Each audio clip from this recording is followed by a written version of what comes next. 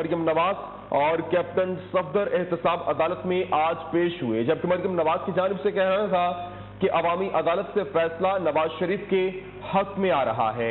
शरीफ खानदान के खिलाफ नैब रेफरेंस केस की समाअत हुई है। इसी हवाले से मजीद बात करेंगे। हमारे साथ मौजूद हैं इस्लामाबाद से जमीर हुसैन। बताइएगा, आज नैब रेफरेंस केसेस की समाअत जो शरीफ खानदान के खिलाफ है वो 2 बजे तक के लिए मुलतवी कर दी गई है। तफसीलात क्या कहा कीजिएगा।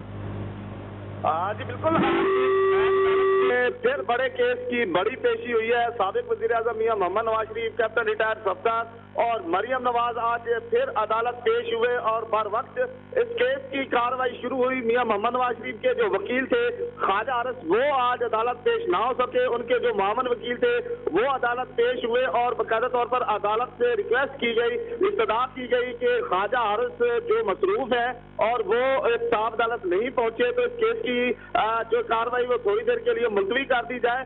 तो पूछा गया कि कितनी देर तक इस केस की कार्रवाई मुलतवी की जाए, तो बताया गया कि जो ख्वाजा हारिस है वो सुप्रीम कोर्ट में मसरूफियत के बायस पेश नहीं हुए, वो सुप्रीम कोर्ट में है।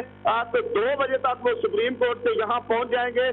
तो आपसे सदा की जाती है तो 2 बजे तक इस केस की कार्रवाई मुलतवी कर दी जाए। तो 2 बजे साबिक वज़ीर आज़म मियां मोहम्मद नवाज शरीफ, कैप्टन रिटायर्ड सफदर और मरियम नवाज के हवाले से केस की समाअत मुलतवी कर दी गई है। अब 2 बजे इस केस की समाअत दोबारा होगी। एहतसाब अदालत के जज मोहम्मद बशीर इस केस की समाअत करेंगे। थोड़ी और भी मैं इसकी मजीद आपको तफसीलात बता दूं कि इस केस के हवाले से आज 5 गवाहों के बयानात भी कलमबंद होने हैं और 2 गवाहों का वीडियो लिंक के जरिए जो बयान रिकॉर्ड किया जाना था उनका